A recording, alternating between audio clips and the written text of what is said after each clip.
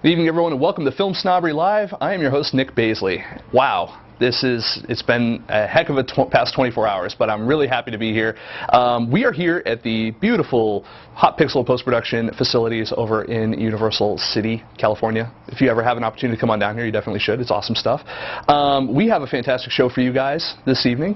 Hopefully, everyone is as excited as I am, because actually the people that we're having on the show tonight, I've wanted to have on the show for a long time, and we just haven't been able to make it work, and it took kind of almost an emergency to finally force everything together. And I want to just quickly say we were supposed to have Drew Daywalt on the show this week, but he had a family emergency. Hopefully everyone in his family is good, and everything is awesome. But that said, I'm so happy with the people we got to fill in, and it was a long time coming. So we have a whole lot of show for you guys. I want to introduce what we're going to be doing a little bit.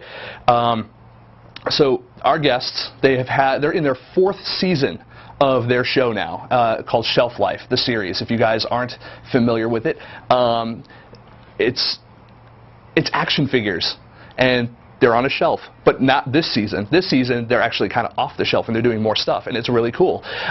They actually even did it was an Indiegogo campaign to raise money. That's another thing we're going to be talking about during this show. We're going to be talking a lot about crowdfunding, because everyone is like, oh my God, Veronica Mars raised over $2 million in like 48 hours. So we're going to talk a little bit about that and the ramifications that has on the industry as well. We also are going to talk a little bit about their crowdfunding campaign for Shelf Life the series. When I say they, I mean Platt and Yuri Lowenthal. I always get tongue-tied on that one. I'm really excited, though, to talk to them about this, about their production company and what they're doing there, and just everything that they do, because they also have really cool other careers outside of Shelf Life, as voiceover artists, actors, the whole 9 yards. And there's a whole lot of show to talk about. I want to make sure you guys are really asking questions in the chat room, because we have some great questions we got off of Twitter earlier today, and I also want to encourage everyone who's in the chat room right now to get questions ready, because we're going to be going to those as we go further into the show. But to give you an idea of exactly what we're talking about when we talk about Shelf Life, we decided what we're going to do is we're going to show you the entire first episode, because they're short. It's on there. They're cool. We're going to show you the entire first episode of Shelf Life Season 4, Episode 1. And when we come back, we're going to have our little interview with Tara and Yuri. So stick around. We'll be right back. On the History Channel, World's Greatest Weapons.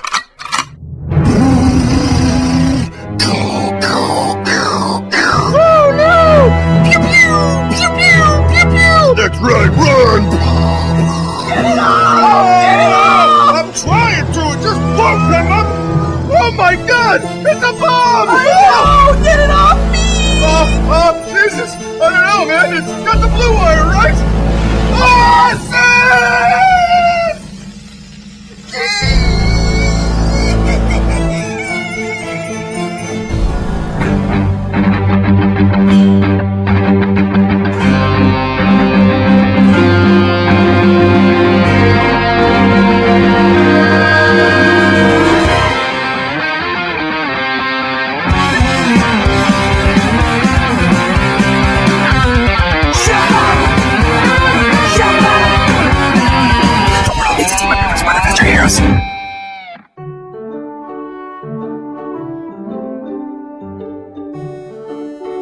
Continue, Squeaky. All I wanted to do was to make a small cut and see what was in here.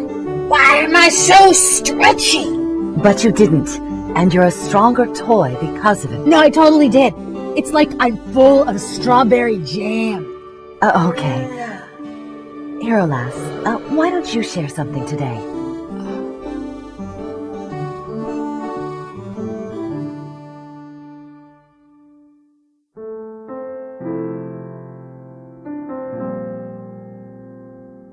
It's okay. This is a safe place. I'm a markerholic. Hi, Hero Lass. Little Miss Huffit, we gotta go! Fuck off, HM. I'm right in the middle of my healing process. It's BB. He's in trouble! Hey, any of you guys, want this?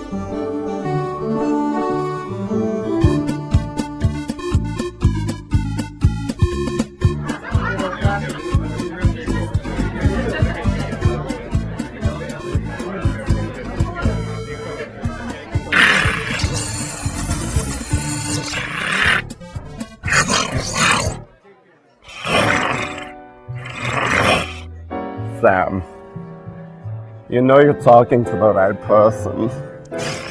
I could get you black, white, oriental. Alright, Asian. You're so PC, you make it sexy. You know, they're like lollipops. They come in all the flavors. They even have an Indian Barbie now, where if you put her in the right position. Both, sweetie, we're equal opportunity racists. Baby's in trouble!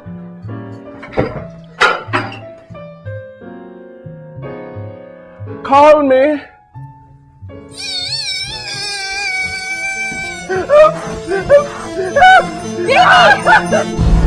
Oh, thank Almighty! Fuck you guys! Hurry up! I don't want to die!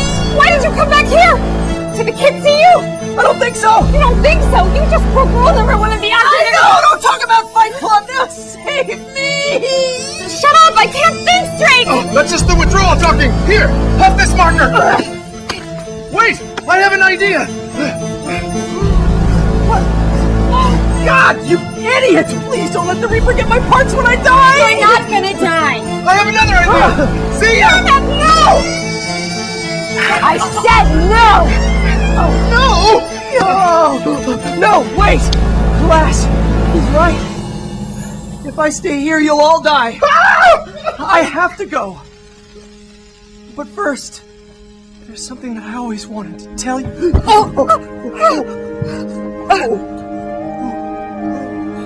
Yes? I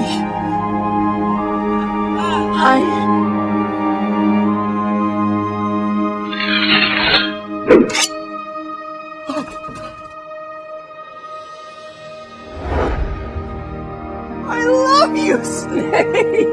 Wait! What were you gonna tell me? I guess in all the excitement, I kind of forgot. I remember what I was gonna tell ya. What's that? Wow. Really? What?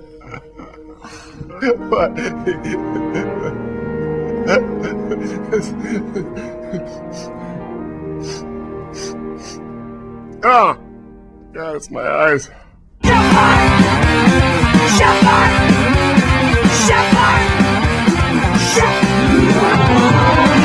It's a team of River Smart Adventure Heroes.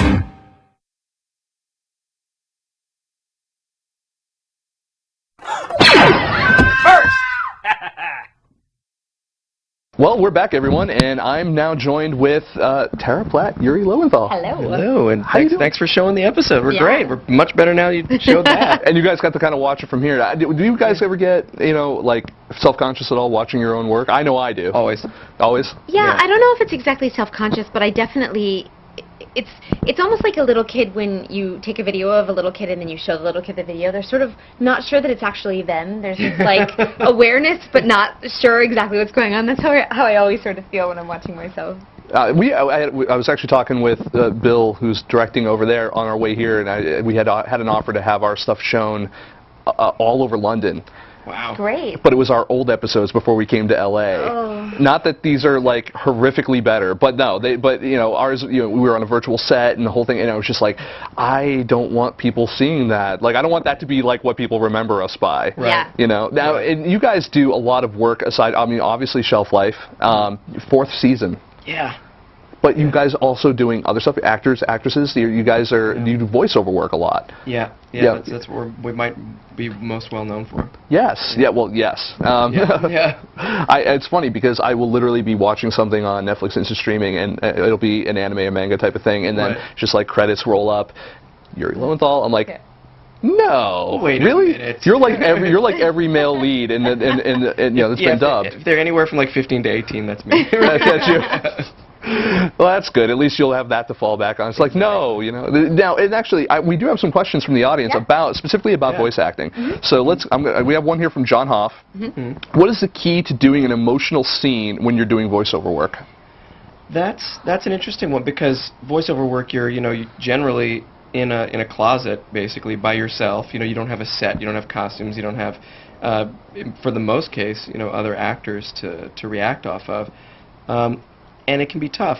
I would throw two things out, and that would be imagination is huge.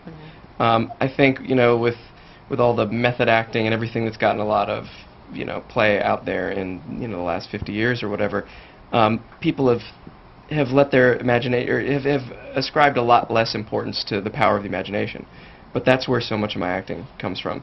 And so I think if you can think about it before you go in a little bit, and really reach with your imagination, come up with some specific things, it'll come easier. Also, for an emotional scene, when you're behind a mic, it's just like a stage combat scene, like a fight scene, for example, in a film. If it were real, it would totally be uninteresting and wouldn't look real. Like a real fight just filmed with a camera goes by so quick, and yeah, I mean, there's no, but you choreograph it right, making it, you know, fake, and all of a sudden it becomes, it plays better. Emotional scenes sometimes behind the mic work that way too. You don't have to always find the true emotion, you know, and really get there if you know how to make it sound like you've gotten there. Sometimes, and you know, I hate to put it this way, but sometimes faking it makes it sound more real. But that said, I would also say really go for it, and when I say really go for it, I mean don't be self-conscious about pushing to get it out there. And I don't mean pushing to put false stuff out, although I agree with Yuri that there is a sense of falseness by doing it by yourself in a room. You're not reacting off of someone else, you're using your imagination. It's already these heightened circumstances that aren't real. But I would say, like, don't, like, free yourself of worry. So in your own natural life, you may be self-conscious about how you look when you cry, but don't worry about it when you're behind the microphone. You just got to do it. Like, you make big, bold choices and make it happen. Making bold. You guys have made a lot of bold choices in your careers for what you guys do, and it seems to be always paying off. Like, you guys, it's like there are people that fail upward. You guys succeed upward, which is. Well, thank you. You're welcome. Let's go. I want to go for our first question we had from Twitter earlier. So we had a question earlier from Justin Ackley, Tiny Banana Bone, and banana spelled wrong, but that's okay. Wrong, or it's correct on Twitter. Or also right. I mean, on Twitter you can spell however you want. This is true. Right. This is true. But if anyone wants to follow him, banana spelled with two N's. So he says, Film Snobbery, could you guys have, asking you guys, could you guys have characters you voiced show up as other toys in the series, or will there be legal issues with it? Oh, that's such a good question. We have actually contemplated that, but without getting all the legal details together, it's a little tricky because those characters are already owned and licensed. Yeah, I've wanted to write characters into, and you know, we can sometimes refer to them, and they can be in the background, but I think that any character who's an actual character, we have to sort of do it as our version of that character to avoid any sort of cease and desist notices. As great as the publicity would be for our show. For the 3 minutes. Right, we try to play it safe. And you'll notice characters in the background, or we'll talk about, like, you know, Transformers or Smurfs, but we wouldn't have an actual Transformer and call it a Transformer on the show. But we try to hit some of the ones that people like. You know, we try to find our version of G.I. Joe or our version of Barbie, or in this, you know, first episode, our version of Ken from Ken and Barbie. He's different, and his name is Sven. It's not Ken. It's not Barbie's friend Ken. Although, as far as characters that we have voiced or from shows that we've done, some of that has played a part in creation of characters, but we haven't tried to mimic necessarily one of them. I will let you in on this little nugget. When Tara was she first came up with the idea for the show and the main characters, the character of Bug Boy is sort of modeled off of Ben 10. And we had a, you know, somebody who can, you know, it's a kid who can change shapes into all these other shapes. In this case, it was bugs instead of aliens. And there was actually a character design that came through that was less costume. It was a kid with jeans and a, you know, a cool jacket, and you know, he was going to have a belt buckle instead of a, you know, a magical watch. But totally different. Yeah, definitely. Totally absolutely different. Right. Clearly. Just different enough. But characters we play definitely influence things on the show. Awesome. And I think we have one more question here as well from Chris Digman. He says, who thought of making the music video for Shelf Life? Did you both have fun doing the music video? Yeah, we had a lot of fun doing it. I mean, as far as who thought of it, I think it was me. I think it was you. I think it was me that thought of it because we were talking about sort of expanding the world and exploring what we could do. And I don't know, I've always sort of thought it would be fun to do a comedic music video. And specifically in character, like have the character be singing a song rather than it just being me, Tara Platt, doing a music video. I thought it would be kind of cool. And so the idea sort of popped into my head about what the song would be sort of about and her desire to be famous because without too many spoilers, Hero Lass has been a marker-holic for a while and her journey with that. And I thought that that would be fun to explore and play with. In this next season, she experiments with a bunch of different things to try to break the habit, which, as you can see, 12-step program to start with. But also, she flirts with the idea that maybe she'll become famous. Like somehow that would help her. I mean, look at the day and age we're living in. Clearly, it's either some form of. But you had fun because you wrote the song with Brendan McCreary. Yeah. Brendan, who also does our theme song for Shelf Life. And that's an awesome theme song, by the way. That's so much fun. It really Brendan is. is so talented. Who is brothers with Bear McCreary, who has composed and produced all of the score. Yeah. And you may recognize his name from all of the TV shows he scores, like Battlestar Galactica and Walking Dead and the Cape and all manner of things. Yeah. Nice. Awesome. So, all right, so you're in the fourth season, and to get there, you guys did an Indiegogo campaign. Now, I have a couple questions on that. So the first one is, why Indiegogo over Kickstarter?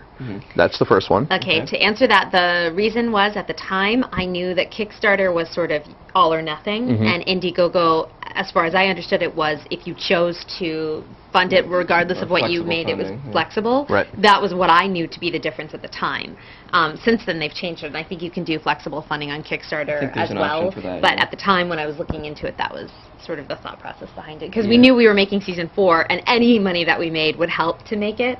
But our goal, of course, and our hope was that we would make the goal, which we did, luckily. And it was tough to know at that point whether the fans would respond, by being able to support it with their hard-earned dollars. Because it's, so many times I've seen web series that start out free, and that when they say, hey, we're going to have to start charging, people just walk away and they're like, we'll go find free content somewhere else. Sure. So we weren't sure if people were going to, as much as they loved the show, support it in that way, and we were pleasantly surprised. You were pleasantly surprised to the tune of damn near 35 grand. That's correct. Yes. That's more than I made last year. That's See, there you go. Yes. by a lot. No. And thankfully, I mean, it's all up on screen. I hope great. people, I hope that everyone that did donate and all the supporters can see, because I mean, all the money is on screen. It goes into the effects. It goes into the costumes. Coke and whores. Oh yeah, all the Coke and whores. Yes. I keep Hookers and forgetting blow, the hookers and blow, right? Hookers and blow. Hookers and blow. But yeah, so How do I you mean, think we like, make these it does shows? translate You gotta have into that. making the show bigger and better, which was fantastic. And you guys did something that, I mean, you guys already kind of had a model for the first few seasons where it's like, it's toys on a shelf, very simple in as much as to do, and then you guys are like, now we want to expand it, we want to have locations, quote unquote, for these people to actually be able to kind of work on. You're out now, you have, was it Monkey Kingdom Productions, you have your own studio now, a place to shoot at, and you guys have, you guys have kind of gone above and beyond just like, oh, we're going to make a web series and we're going to do this thing, we're going to stick to this model. You're giving your fans more, you're giving, but you're also giving yourselves more. Yeah. Whose bright idea was that, and who was drunk at the time? Right. Which is like, what we should do? We should totally just take them out. They're off the shelf, man. It's it was tough because I mean from day one that was stuff. There were ideas that we had that could only exist off the shelf, but we're like, this is the show we can manage. This is a budget we can hang with. Keep them on the shelf. It'll be much easier to produce. It was of course far more complicated than we expected to even just keep them on the shelf. But as the show went on, both we wanted to take them to other places, and the fans were like, hey, what if they're, here? What if they're there? And then at the very end of season 3, we took them for the season finale. We took them off the shelf a little bit in this sort of makeshift, under the bed set that we built right next to the shelf in the studio. But the response to that was great. We all had a lot of fun. Introducing new characters injected a life, and an excitement to the show and the people making it. We're just like, we got to go with this, but we can't afford, for all that to come out of pocket. And that's when we decided maybe they'll be excited enough to. But as far as the big ideas, Mr. Writer over here was like, oh, well, I'm sure that the directors will say, well, we can't do this. This is unreasonable. And so I'll just put everything down on the paper, and then we'll cut and we'll change things. Well, we didn't. We kept it all. So yeah, I was. all the craziness in his head ends up on. Yeah, I wrote all these big sort of and some huge set pieces that I thought, oh yeah, they'll say we can't do that. Let's find something smaller. And then we had the meeting with the directors, and they're like, yeah, I was like, there's nothing you want to. No, it's good. I'm like, yikes. So we ended up having some bigger.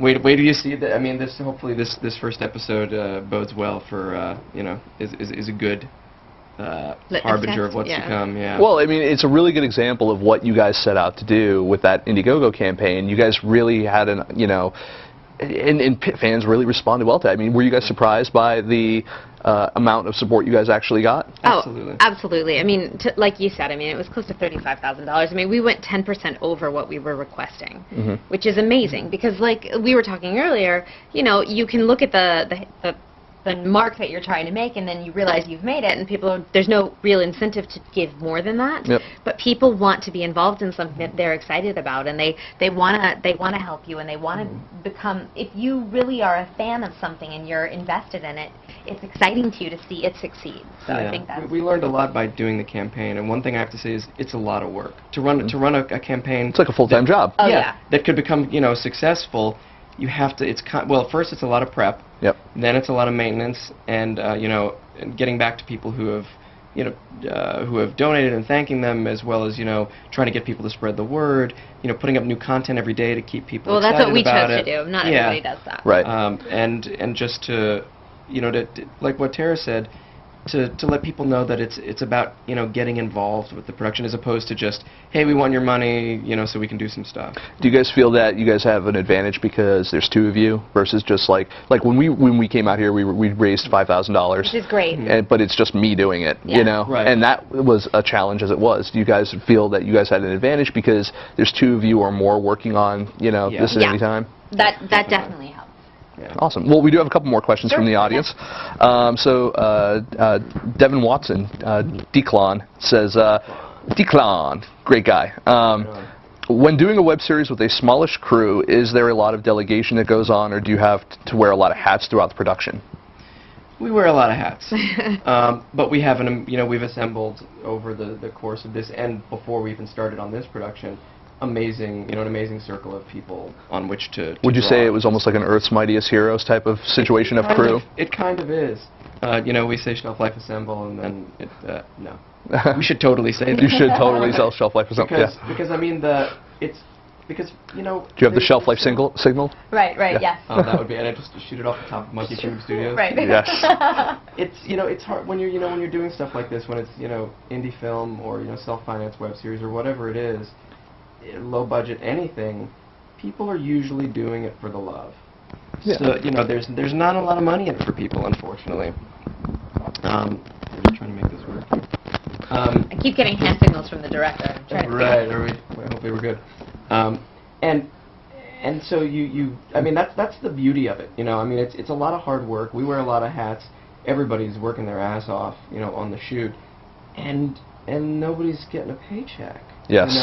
So you want it to be as happy a place as possible.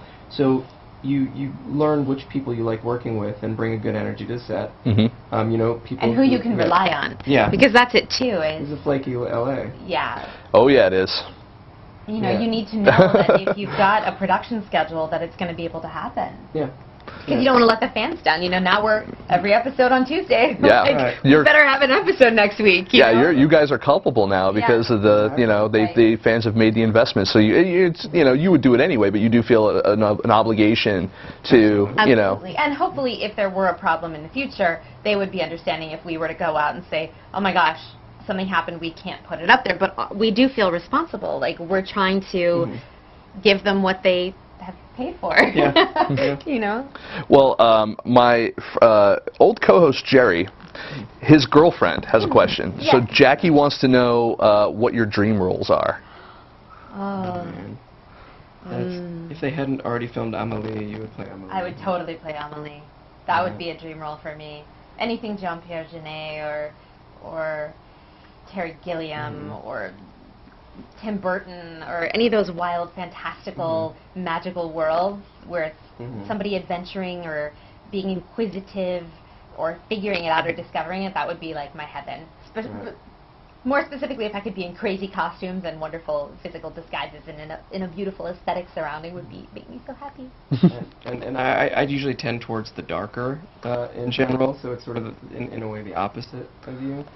Can't think of an exact, but if I could play like a serial killer who was also Indiana Jones, I don't know. You could be the serial hooker with a heart of gold? Yes, yes.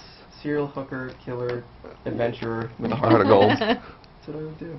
Nice. Yeah. Now, in reference to, like, you guys, do work on Ben 10 and do work on some of these, other like anime and manga roles and all these stuff. Is there kind of a voiceover club where, like, once you guys start getting into that, like, you just start getting work? I mean, Ben 10 obviously is a big one. I mean, that's Man of Action did that, right? Yeah. So you have Man of Action, and they went on, they did Ultimate Spider-Man now, and some other stuff.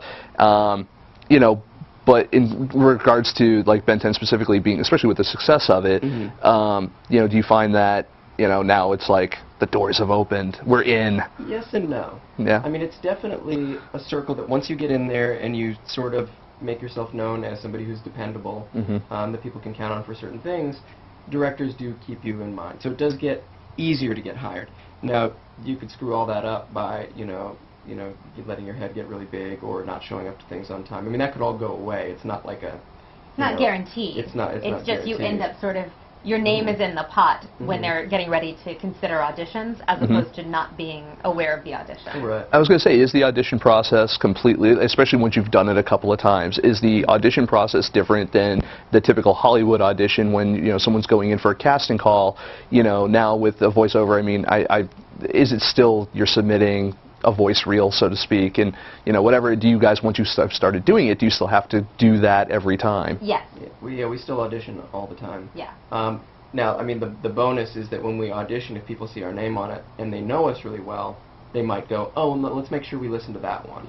But we still audition for everything. It's rare that somebody calls us up and says, here's just the part. It happens occasionally with directors you've worked with for a while. If they don't have a lot of time to cast something, they have their sort of short list of, I've worked with these people a lot, I know they can handle it, just call them up and see if they're available. And is it almost entirely you're stuck solo in a booth doing a voiceover? Is it? No, it's all very dependent on the type of job you're working on. If you're doing a Japanese dub for anime, you are by yourself because it's timed, you're watching the clip, you're having to sync your line to that over and over again. If you're doing a group record like for Ben 10 for original animation, there's usually all of the actors are in the room with their own microphones, and it's almost like doing a play reading where you can see each other and you have your own script and you're working together. Yeah, that's a video game. Usually prefer those. Yeah, those are always nice because it's nice to work with other actors. A video game recording is sometimes between the two. You may have a group record for a video game, although that's rare. That's really rare. More often than not, you're by yourself, but you're not syncing usually to something. You're just reading your own dialogue off a script. So it's all dependent. But as far as Ben 10, because it being such a high-profile job, opening doors, sometimes it works in the opposite. Because it's a very identifiable character that is on right now that is very popular. For example, I think I probably will get shuffled to the bottom of the pile for other Cartoon Network shows because they're like, well, he's already Ben 10. Or, even maybe with some other networks and other shows, they're like, yeah, well, he's already Ben 10. We want to make sure that it's different from that. So sometimes it can work against you, but I'm not complaining. You're like, no, I know I'm totally playing 16-18, but I could totally play 21 to 24. I really could. Yeah. That's the beauty of voiceover, too, is, we play, these people on camera. And it's hard to, unless they're covering us up in makeup, like Eddie Murphy, you could look different. But usually we just get whatever that is and whatever this is. But in voice acting, as long as we can sound like it, whether it's really young or really old, or like a creature, or from another country or whatever it is, you can potentially play the part. And so that's huge. What do you prefer doing more? Do you prefer doing the voice acting work, or do you prefer doing more live action stuff, like whether it's Shelf Life, which I know is your baby, so maybe that's obviously you have an affinity for that more often, but let's say anything you guys might go out for in regards to acting? I think I like being a working actor, so I'm happy when someone wants to hire me to be a working actor. So behind the camera, in front of the camera, you know, I behind the microphone, but in front of the camera, I don't really care. But there's a part of me that really, because of my aesthetic, I really like doing on-camera work because I do like the costumes and the sets and the props and like I said earlier, I mean, even if you look at Shelf Life, it's a very aesthetic show. It's very sort of heightened reality, very colorful, very like imaginative in that sense, and that's my dream and my hope is to work on that type of project, and so that always gets me excited. And I always like that. I mean, like, if I had to get rid of that, I would be really heartbroken. Yeah, I'd be sad if I was relegated to any one for the rest of my life, because I feel like they each feed me in a different way. But there's something to be said for voice acting, you know, just getting to roll in and not have to go into costume or makeup or sit around while they're tweaking lights or anything like that. Or like Yuri was saying, play a multitude of characters. I've voiced boys, I've voiced old ladies, I've voiced really strong warriors, and I mean, if you look at me, You were Wonder Woman. Yeah, I'm fairly petite, right? but I can be Wonder Woman. You know, like, and you can believe it, so it works. And you got Robin, I think, right?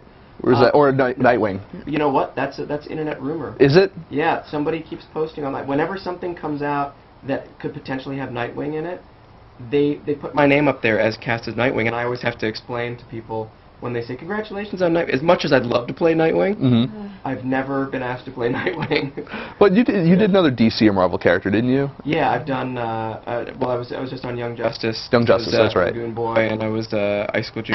on that. Nice. And then, yeah, Icicle Jr. on that, and Bobby Drake, Iceman on Wolverine and X-Men. That's you right. like ice. Yeah, I'm cold. Oh, and you did the Wolverine for the video game, right? And I worked on a Nightcrawler, or I was... and who says I don't do my X-Men. research? Right, I know. Nice. You got everything. I dig it. I love it. I love it. But I just finished shooting a short film called Faithful, which is actually sort of a reimagining of a short film I did a long time ago.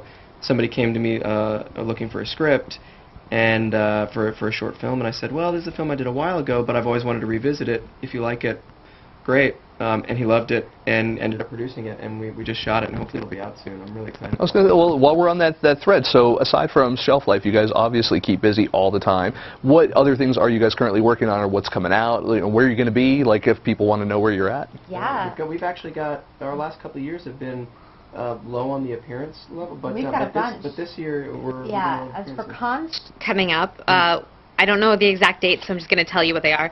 We've got Dubai Comic-Con Wow. in April, if you're in Dubai. We've got Phoenix Comic-Con. We've got Ottawa Comic-Con Convention, and we've got Vancouver. Yeah, it's called Anime something. But it's in Vancouver in June. That's cool. So those are the next few conventions coming up, and then as far as projects, we actually both shot an episode of Hawaii Five-0. Really? And it's coming out at the end of March, which will be really fun because we get to work together on Hawaii Five-0, March 25th, and so that'll be coming to air. And then I was just in the movie that's actually coming out tomorrow, the Halle Berry Tonight at Midnight, the Halle Berry movie. The Caller. I'm in that. Call. Yeah, the call. Yeah. I'm in that, and I get to work with her, so that's really fun. That's awesome. Yeah. Oh, look at it. So it was a really good thing. You guys very well timed. Very well timed. You guys had your movie coming out. You guys got season 4 coming out. You have all this. You guys are jet setting around. I know. Yes. Speaking of cons, we're finishing up post on a movie we've been working on for a while called Con Artists. That's it's a mockumentary about the convention circuit. Oh, really? Voice actors on the convention circuit. Interesting. So, yeah. And we make a lot of fun of ourselves. Heightened versions of ourselves. Is it anything like Mark Hamill did with like Comic Book the Movie? It's sort of like Comic Book the Movie. I like that. It's a little more focused. He sort of hit a bunch of different things in Comic Book the Movie, and ours is more sort of the weird fame of a voice actor who, you know, outside of a convention hall, is nobody. Like, nobody knows what you look like, nobody cares, nobody recognizes you on the street, you don't get special treatment, you know, at restaurants or clubs or anything. But then as soon as you go into the convention hall, you know, because that's where the fans are, it's like you're the Beatles. And then you walk out the door again, you're nobody. It's a very strange and funny thing. Yeah. So we always thought that was funny, and we're... Is there any other well-known voice actor or actress that you guys have would want to work with that you haven't yet, like a Billy West or you know, or was it John DiMaggio or something like that? I know I'm just going to name the entire cast of Futurama, Luckily, but we have worked with John DiMaggio, which is great. But yeah. I mean, I've never gotten to work with Frank Welker. Oh yeah, that'd be awesome. Yeah. But I've been very. And I know he does. I know he does indie movies too. He does. Yeah, he does. Yes. Yeah, he does. But I've been really lucky to work with a lot of the people who I always idolize. People like John DiMaggio and Clancy Brown and Billy West. Love Clancy Brown. Yeah. I saw him today. Oh, Did you? He was like reading a book, and I was like, oh, okay, I will bother you. You're working. Yeah, it's amazing the people you run into in the voice acting world too. It's really exciting, and I have to like make a concerted effort like not to nerd out all over them as soon as they walk in the door.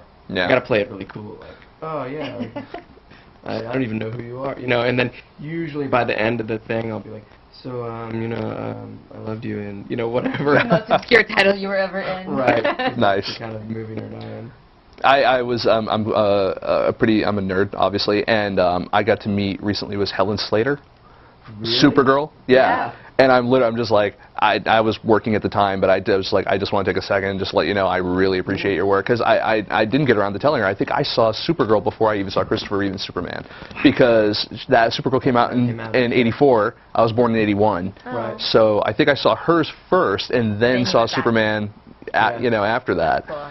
So she was your Supergirl. She was in a way, yeah, with better legs. Yeah, Yeah. well, But here's the thing: don't ever go up to Jake Gyllenhaal in a restaurant and try to tell him that you liked his birthday. That's a story for another show. Yeah, I don't think I would do that even. Well, and because he looks like a guy who would kick my ass. It's because you're smart. I don't think you should go up to any celebrity you don't know personally in a restaurant while they're eating. Yeah. But and I knew that, and yet somehow I didn't. But to be my fair, own you advice. actually had a connection with him, so there was a reason for you to go up to him, but then it all Didn't sort matter. of tanked. Didn't matter. Yeah. But you did have a reason. You weren't like super creepy dude. No. I mean, There was a I connection. was the Prince of Persia in the video game, and he was the Prince of Persia in the movie, and I thought that would somehow start a conversation. But you also know mutual people that like should have been able. Well, to, yeah, like, because I'm you're not like- quite as Let's creepy. just say it didn't end well. I was gonna say, did you walk up to him and just be like, "I was you," you know? No. Or you didn't rock out creepy like that? No, just. As soon as you walk, if you don't know the person, personally, as soon as you walk up to the table, you're the creepy guy. That's It doesn't true. matter. Doesn't if you matter open who. your mouth Yeah. or not. I feel you. Yeah. I feel you. Yeah. It's very awkward. So let's. I know. You guys, I think, are catching. You guys catching a plane tonight? Catching a flight We're tonight. catching a flight out of here. Yeah. All right, just making sure. Let's go back to the chat room one more time to see if there's anything else going on here, and if I don't have anything right this second. No. Yes. Maybe. All right. Well, let's. So the episodes of Shelf Life come out every Tuesday. Yep. All right. See, I pay attention. Thank you. You're welcome. Let's tell everyone though where they can see it, because we said when they can see it, but not where. So it's. Absolutely. You can right now. I would recommend going to youtube.com/shelflife the series. That's the name of our channel, Shelf Life the series. But things get updated eventually on our shelflifeseries.com website. And there's a lot more. There are a lot more links to our Tumblr site and old episodes and things like that. If you go to shelflifeseries.com. Yeah. There's It a just needs Facebook- to be Facebook updated. page So as well. check YouTube for our most recent episode. So Awesome. You can find us on Twitter under our names too. Yeah. Yes, at Tara Platt and at Yuri Lowenthal, which I believe we have. We're pretty We have easily lower stalkable. we have lower thirds Oh, for and nice. everything. So We try to make it easy. It I is. like it. Like I a Sunday it. morning in here. It really is. Yeah, we did a little bowl of cereal going on here. Yeah. You guys got goodie Everybody's bags. pajamas. Yeah, you guys got goodie bags. We did. Bags. We got Do you want us to open them? Why not? We'll do an like an unboxing. Okay. And it's so pretty. I love that it just happens to match what I'm wearing. I don't know how you guys managed that one. Good. Way to go, guys. Yeah, Yeah, well done. We have stuff. Ooh, apple bar. I don't even know what's in these. I didn't get them. It's a little bunny. It's a bunny. Little chocolate bunny. It's almost Easter, isn't it? It is. And some tea. One of my favorite. Antioxidant tea. One of my favorite holidays is the day after Easter, the day after Halloween, the day after Valentine's Day, because that's when I roll into the drugstore and pick up all that candy on the. Oh, I have on that. sale. I have that story. Yummy. I actually used to. I'm going It's way healthy off. too. You guys are you balanced it good with healthy Yeah, with just a couple little treats. healthy and not healthy. These are high fives, I think. What do Oh, high chews. Hi, choose. High chews. Oh, nice.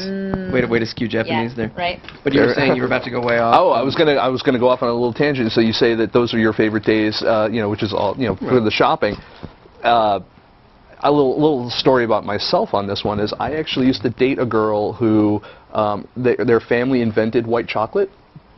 And they owned a candy factory in Massachusetts, the Hebert Candy Mansion, and I worked with them around Easter, and I had a very good Easter that day. I bet you did. I'm still working off residual Easter.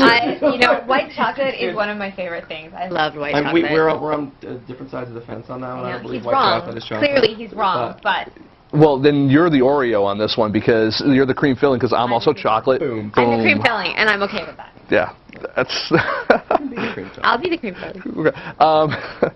So, when you guys are doing Shelf Life every single season, is there an end or conclusion to this, and then you're going to want to go on to another series, or is there? Like let's just ride this until that we have like the one fan, the super fan left that actually owns the merchandise. Right. Yeah. We have plans for other shows, both for web series, short films, and feature length films. Right now we're attached to this one.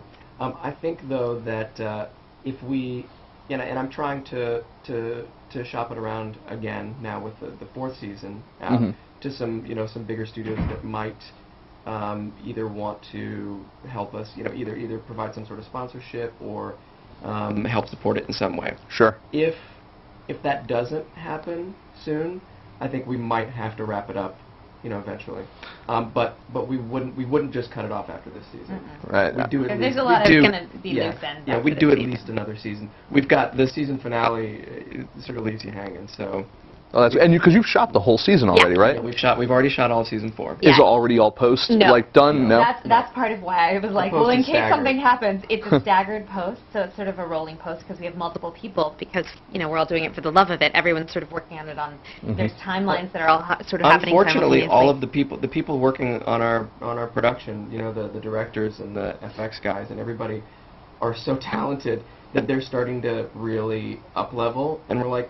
Do you have time for a little? Luckily, they love the show and they're making time, but it's becoming increasingly difficult because they're all in demand now. Yeah. Well, and I would have to assume a lot of your stuff that you have is custom props because everything has to be bigger than life, so everything has to be made during the show to make it, and then in post, I'm assuming the effects have to, also be larger than life. The dynamite. On the dynamite. Yeah. Jason, who did our opening sequence credits, as well as the spark. I mean, he's so talented with his visual effects. But I was going to say, we actually hired production designers for this season because that was part of our. We had production designers come in, which we've never. It's always been like me, like going to the dollar store. I know the feeling. What sort of could look like something that sort of would work. And we built the hell out of a couple of big Legos for last season. Yes. Awesome. Thank you, Apple Boxes and Home Depot. And spray paint. Home Depot is your friend. Home Depot is your friend if you're a producer. And are there any other tricks or tips or anything like that for doing your own web series? It doesn't even have to be necessarily production or post or even marketing or anything that you guys can recommend because you guys have been very successful at what you do. I mean, people know you. Oh, thanks. Well, I would say the biggest thing I could recommend is like what you're doing. Like, be passionate about your idea and your concept, because if you're going to be investing that much of your heart and soul and possibly money and blood and tears into it, make sure it's something you care about. Don't pick something because you think it'll be hot or you think it'll be popular and you really could care less. Because, I mean, if I were to do a sports show, not only would I have no idea what I'm doing, but it clearly is not going to be my heart and my soul and my passion, and it's going to show, and the people that are tuning in to watch it may or may not even tune in to watch it. Like, they really are going to be able to see that. So pick something you like. Yeah, and I'd say consistency. A lot of people will be, they'll do like a pilot episode for something, and people will love it. It'll get a million hits, but they haven't done, they're not ready to do the rest of it. And then you lose all those millions of people by the time you've gotten on to the next thing, unless your thing is so super cool that people will wait until the end of time, they're gone. If you do even, 3 or 4 episodes and then you put a couple months in between, you're going to see a drop-off. We were even worried that, in the few months that we've been on hiatus, putting this season together, that we'd lose a lot of people. So pick something also that you can manage. It doesn't have to be expensive. so many of the shows that are really popular and that have zillions of subscribers are people talking to the webcam. Well, I want to say thank you for letting me look like I know what I'm doing by having some more consistency by coming on, because I was literally just shatting myself for the past 24 hours going like, all right, got to make some calls, who do I know? And I'm like, oh, that's right, I don't know anybody. You know us. I know, but I know you guys. You know us. We'll always be your fill-in. We'll always be your cleanup crew. Yep. Well, and vice versa, if you ever need someone to hold a light or something like that. Thank so you. I'm always We'll add you to that list. Please do have a list. Is there a list? There is a list. Well, I want to see your studio anyway. yeah. I definitely want to see that. Yeah, it's a great little space. It's Do you downtown. guys rent it out for people to do any work in, or? We generally don't. It's usually much more. We'll have friends in there working. If a friend of ours is doing a short film, right? We'll have them come in. But there's too much stuff in there that's personal stuff and so on that it's not like a warehouse. It's not like just a sound stage. It's not like an empty. It's so we don't usually rent it out per se, but we've had our friends use it. Yeah, before. and it's being used a lot these Yeah. days. yeah, So. because everybody we know is shooting a web series or a short film. Yeah. Good call. Well, and that's good though. I mean, it's nice to know that you guys are supporting. So many people support you guys. You guys support other people. Yeah. It's contrary to even comments I make. There is a bit of a community out there. It's just it can be really tough when you're in production, and you kind of have to think about your stuff, and stuff like that. But that's cool. And again, thank you guys for coming on. Absolutely. I want to make sure everyone knows where they can find you guys. So youtube.com/shelflifetheseries and www.shelflifeseries.com. And then you can also follow them on Twitter. It's twitter.com/Tara Platt. That's 2 T's.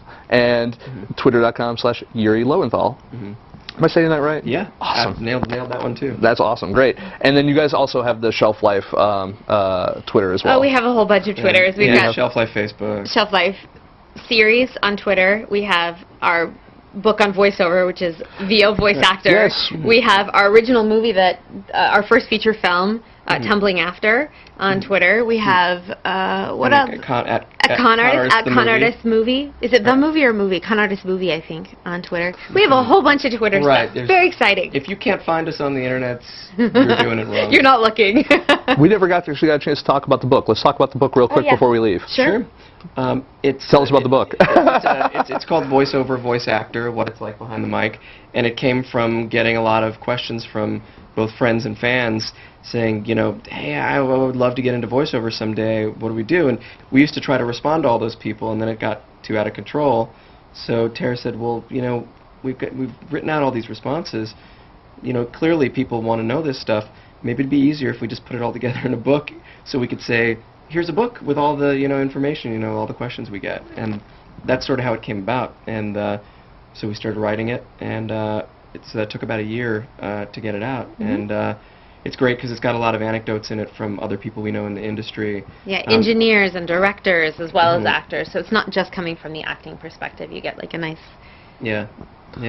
That's awesome. And it's out now? Yeah. And it's out? It's actually in its 4th printing. Yeah. Wow, that's fantastic, guys. It's just been like... So you can get it at Barnes & Noble still. Oh, are there as any? long as Barnes & Noble is still around. You can get it on Amazon. Amazon, I was going to say, Yeah, when in Amazon. doubt, just be safe, Amazon. Everything's on Amazon. Although you can also get it on our website, too. So. Oh, you can get, yes, you at can. voiceovervoiceactor.com. Yes. Voiceover. Well, see, I want to make sure we get everything. I don't have a lower third for that one, but all good. All right. Voiceactor.com. Threw that one at you. No, that's good. But I want to thank you guys again for coming on. I really, really appreciate it, and it's really great to finally get a chance to chat with you guys. And with all the traveling and everything you guys are doing, I just want to say travel safe. And Thank you. If there's anything we can ever do to help, let us know. We appreciate that. Thank Thanks, you. everyone. So we'll be right back. We're gonna be yes, Tara Platt, Yuri Lowenthal. Look at him go. We're gonna be right back. We're gonna do a we have still, believe it or not, a lot more show to talk about when we come back. We're gonna talk about. I did an interview this week with the folks over at Web Series Watch about the Geeky Awards, and so stick around, and we're gonna show you a little bit of that not right when we come back, but soon. So something like that. Go.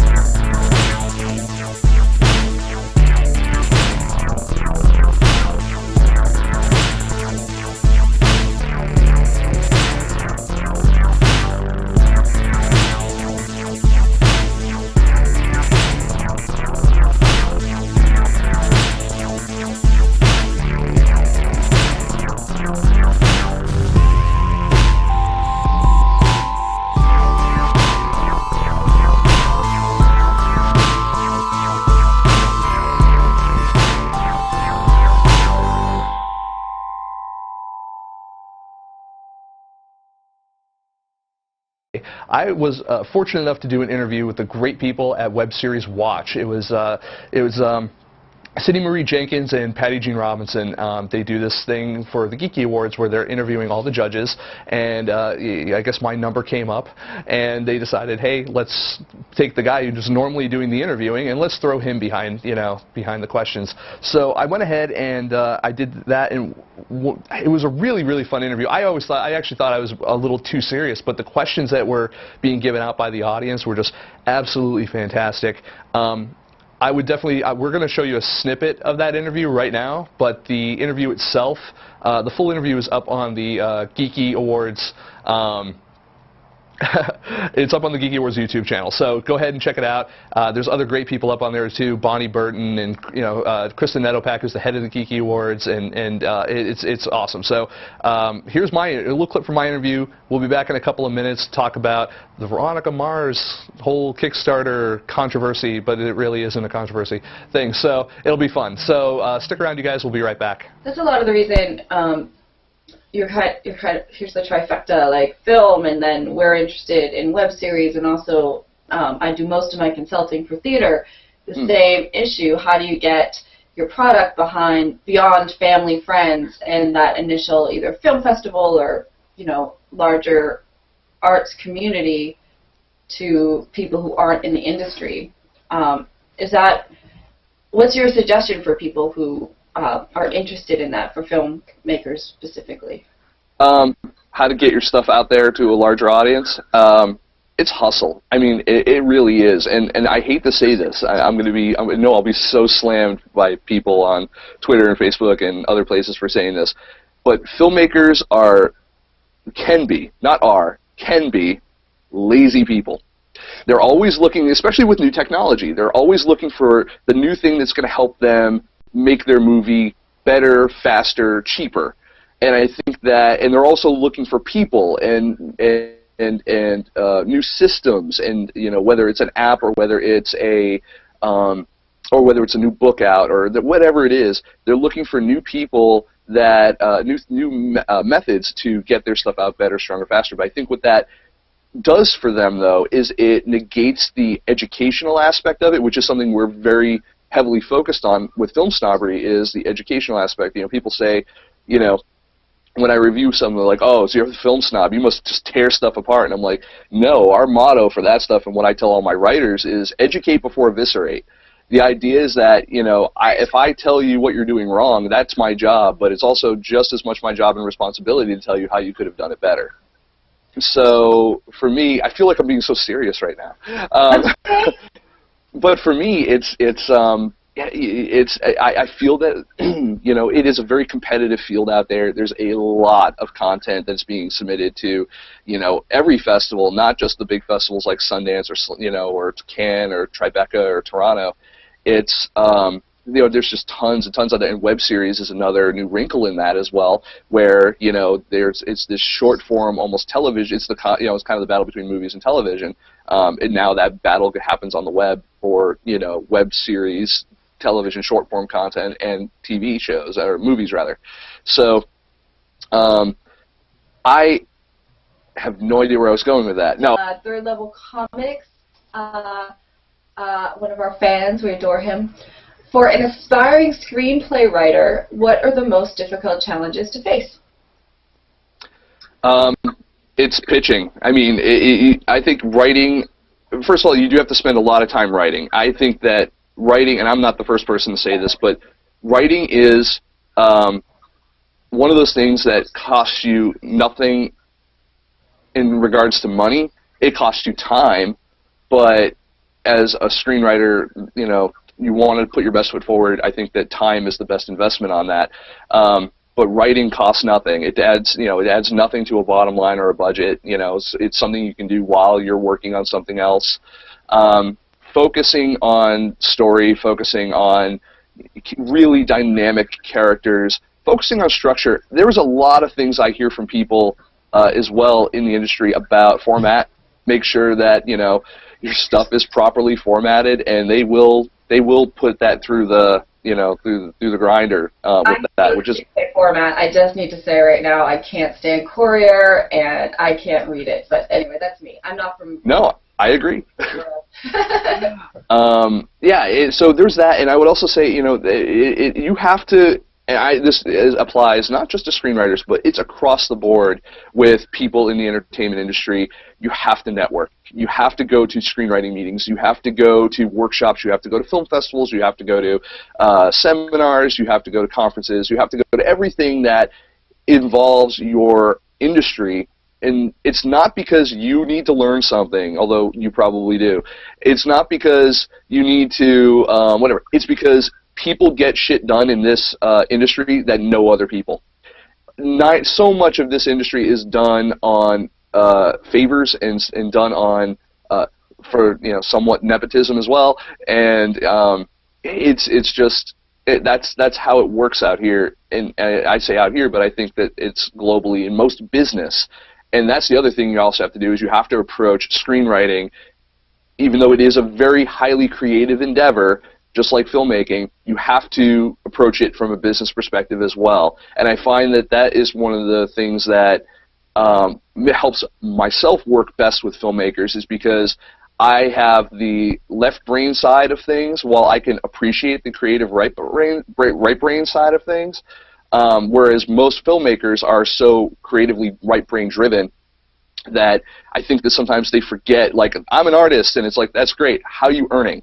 It's because if this is what you want to do for a living, that's what you need to focus on, is how do you, and I don't want to say like be greedy and just it's all about money, but you want to continue doing what you love to do for a living, right? So the natural extension of that is find a way to earn from it. And we're back, everybody. At least we hope we are. We're looking into that right now. But that's not going to stop me from going. So, all right, so that was a great interview, and I really do encourage everybody who has not had an opportunity to view that whole interview, and not just because it's me talking about film, but we did get some really great questions from the audience about, hey, if you're a screenwriter, how do we break in? If you're this, that, or the other thing. A lot of the answers I can really boil down for you if you don't want to watch the whole thing. A lot of the answers basically come down to like, hey, you just got to hustle. So that's that. There's so many other people out there trying to do what you're trying to do that you really need to work it. And speaking of people who are working it, here we're going to go into the next phase of what we were going to talk about on the show, which was the whole Veronica Mars Kickstarter. And I had a great conversation the other night with Jerry Cavallero, my old co-host, about this. And he made some absolutely excellent points, most of which I don't remember now. But the whole thing is like this. A lot of people are up in arms because they're feeling one of a few different things. One, they're feeling that like, hey, this is ostensibly a studio-backed and/or studio-distributed property. Why is it that they why is it that they don't seem to be like, why are they coming to fans? Why they have the money. Kristen Bell's got $2 million. Why can't she throw in $2 million for this show that she likes it so much or something like that? The only thing I have to say about that is that's not how the economics of Hollywood works, nor TV shows. If Kristen Bell likes a show she was in, she just can't go and be like, I'm going to go do a movie of it. I mean, obviously, these people have to go. The showrunner, the person who is in charge has to get permission. The people who, are involved in, who actually own the rights to the show have to have permission. There's a lot to it. And the whole distribution thing obviously is a completely different situation. And I'm going to interrupt myself for 1 second just to make sure. I know you're having an issue over there, but how are you doing over there on the show? Looks okay? Okay. Oh, sorry. Sorry. The good news is I can edit all this out in post. So there's a lot of controversy there. There's also a lot of people saying, like, this is supposed to be for artists. This is supposed to be for charities. This is supposed to be for independent filmmakers and musicians, and people are trying to bring cool new technology, to places that, into people that typically wouldn't have the opportunity. And I think they feel jilted because this series has already had its opportunity, it had its fan base, it had its TV run, and they feel that, like, hey, why now do we have to, now what's going to happen is they're afraid that the market's going to be flooded with situations like this, and what's going to happen is that they're going to be forced out. The good news is this, folks. there is a place for everybody, and you have to give it to Veronica Mars because they used crowdfunding specifically for what it was invented for. Yes, they have a lot more advantages than a lot of other independent productions, but the fact is that they have an audience. They proved that they had an audience, and they mobilized that audience to give them money to be able to create more additional content.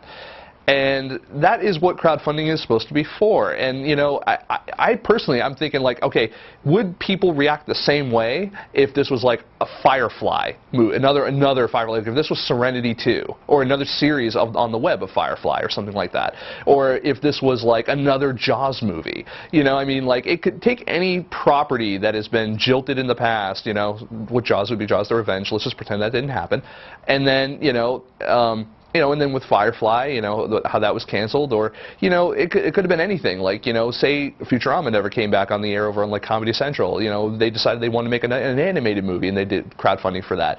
There's a lot of, you know, I don't see a problem with that. And I'm wondering if it was just because it's a specific property of Veronica Mars that people have the problem with, or if it's, you know, or if it's something else.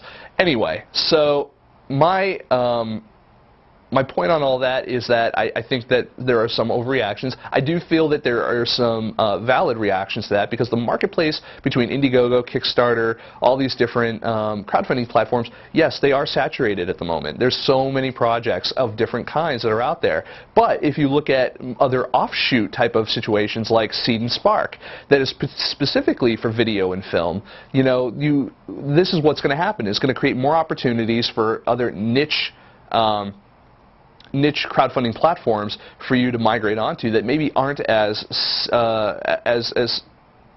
you know, crowded crowdfunding. You know, they're not as it's a marketplace that's not as saturated. So I mean, you'll go to Seed and Spark, and you'll be throwing out tweets or Bitly links or whatever it is from them instead of Indiegogo or Kickstarter. So, you know, the drawback of that is, do you have the Kickstarter numbers necessarily? Do you have like the Kickstarter, you know, the go-go factor with Indiegogo or something like that? Do you have like the chutzpah that comes along with that? Maybe not. But I think that what that teaches you is that teaches you to, you know, have to take on the additional responsibility of marketing your product better, and your product, movie, whatever it happens to be. I mean, and that is another point I made actually during that Geeky Awards kind of conversation, was that the thing that disappoints me most about technology moving forward, the thing disappoints me most about even a lot of these crowdfunding platforms and stuff like that, is that I almost feel that it makes it too easy. And I know a lot of people are going to go like, it ain't fucking easy. I agree with you. It's not easy. But these things make things easier. And the problem with that is, as the learning curve decreases because of technology, or because of, you know, the way things are made easier to accomplish, the learning curve for that drops, but yet there's so many other aspects of that business you're missing out on. With crowdfunding, it's a really good introduction to marketing and business, but it's not the be-all, end-all of marketing and business, and that's, you know, what I think a lot of people forget. There's a lot of conversations that we can have about this, and that I think that, you know, we'll have to. Someone's trying to come in. The call's coming from within the house. All right. So anyway, fuck it. So I mean, I just wanted to address it. If you guys have any questions there in the chat room about this, or you want to make a statement, definitely let us know here, because we want to talk to you. We want to know what your thoughts are. Especially because we're ending the show in a couple minutes, so make that happen. But before we go, one thing I also want to talk about is, first of all, I want to give a big shout out to Melanie Marquez for M4PR for actually helping us book these guests that we had tonight, because in the past 24 hours I've gone crazy trying to find, you know, someone to come on the show to entertain you people that isn't me, and she's, you know, wildly succeeded. So I was really happy to get Tara and Yuri on, and they were really fantastic guests, and I just want to say thank you to Melanie. All right, folks, so I have no idea where the hell we dropped off at with you guys, but one of the things I was talking about before we had some technical difficulties, because it wouldn't be a Film Snobbery Live without technical difficulties. One of the things we were talking about was, we were talking about specifically where we're at and where we're shooting. It's the Hot Pixel post-production facilities They're awesome people here. I'm actually sitting sitting in their color bay, believe it or not. And they've got this great colorist. Guy's like a celebrity. His name is Bruce Goodman. He's worked on so many great I say shows, but movies. Everything from the Coen brothers to the Platt brothers, Nick Cassavetes. He also works a lot with independent filmmakers like Sean Hackett, friend of the show. They did his movie Homecoming. Guys worked with Kevin Smith on things like Zack and Miri Make a Porno and Clerks 2. The reason why I bring that up is because one of the cool things about Hot Pixel, aside from the fact that they let us shoot in their offices, is that they get independent film. And the great part about them is that if you go and you bring your independent film to a post-production facility like Hot Pixel, the same people who are working on like a Nick Cassavetes film or a Coen Brothers film are the same people who are going to work on your film. So what you're going to get out of that is you're going to get quality across the board. So editing, audio mixing, coloring. I mean, these guys have it's a full post-production place, and yes, they handle like A-list stuff, like No Country for Old Men, but at the same time, they're gonna handle your independent film and hopefully work with you within your budget as well. They're just really all around great people, and I can't recommend them highly enough for for what they do. So I want to say another quick shout out and thank you to the good folks at Hot Pixel. You can go check them out over at hotpixelpost.com or hotpixelinc.com. They both kind of go to the same place. So that was actually going to be the end of our show. But we had a whole kind of snafu. So what are you going to do? It happens. But I want to go ahead and I want to thank our crew. They're awesome. And I want to thank our guests tonight, Tara and Yuri Lowenthal, Tara Platt and Yuri Lowenthal. And watch Shelf Life, because that whole thing, I watched that same episode like 5-6 times tonight because I had to prep the show, and I laughed every time. So I'm really looking forward to this Tuesday for a new episode from them, and definitely check those guys out. I mean, if you have questions on crowdfunding too, I'm sure they would. If they answered all the questions on voiceover acting, they could probably answer your questions on crowdfunding too, because they raised 35 grand almost themselves. So. Definitely check them out. Also, follow everyone that, follow Web Series Watch on Twitter and stuff too, because they did a fantastic interview. Gave me a run for my money, and it was really, that was really a great experience for me. They had awesome questions. I want to thank everyone of you who went and, actually watched the show. It stayed up late, some of you. I know because you have weird hours in your jobs and stuff like that. If you were watching on a tablet or an app or something like that, hopefully you're able to watch all or most of the show. And hopefully you'll join us again next week. Next week we do have some fantastic guests. I love these people. We have Paul Osborne and Blaine Weaver coming on. Now, if you don't know Paul Osborne did a documentary I feel is absolutely essential viewing for anyone interested in film in general, but I would say any film school in the country. Paul Osborne did this movie called Official Rejection. It's absolutely fantastic. It's kind of it's the precursor to Nick and Jerry Get Off. He tells you about their experience at a film festival. Jerry and I tell you about our experience at a film festival. So they're like, brother movies. And then also Blaine Weaver. Blaine Weaver is an awesome guy. He's a director, actor. He also shows up in Paul's movie, Official Rejection. But Paul has a new movie coming out called Favor that you guys need to check out. I believe it's premiering at the Phoenix Film Festival. And then Blaine has a movie that's already kind of come out, but it's coming out now on VOD and DVD called 6 Month Rule, which I got to see in Santa Monica when it first came out, and it was absolutely hilarious. Great cast. Just really solid movie, so I can't recommend that enough. But they're going to be here next Thursday, both of them, so it'll be kind of similar to what we did today, except dudes, and maybe we won't be wearing pants. Who knows? We've heard talk of a pantsless show. That may happen. I know, you're looking forward to that, aren't you? They're both of them far more sexy than I am. So, Bill, sorry. Just make sure just watch the crotch shots. That's all I'm going to say. So anyway, I'm really looking forward to having those guys on the show, because they're both, they're very funny, and at the same time they're really talented as well, and they have a lot to say about the independent film industry, and they have a lot of experience to back it up. So I'm really looking forward to having them, and we're looking forward to having you guys there too. So join us next Thursday, 7 p.m. Pacific Standard Time, over at FilmSnobberyLive.com. You can follow me on Twitter. You can follow FilmSnobbery on Twitter, twitter.com/FilmSnobbery. You can also see us on Facebook all the time as well, Facebook.com/FilmSnobbery. FilmSnobbery. And you can follow and subscribe to our show over on YouTube, youtube.com/FilmSnobbery. And be sure to check out our reviews. We're hiring new writers as we speak, so we'll be seeing a lot more reviews in the very near future. I'm really looking forward to that.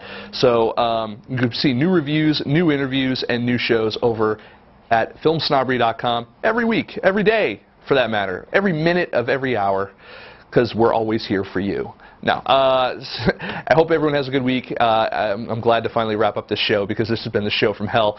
But I do appreciate everyone who helps make these shows possible, both behind the camera and at home as well. So thank you, everyone. Have a good night.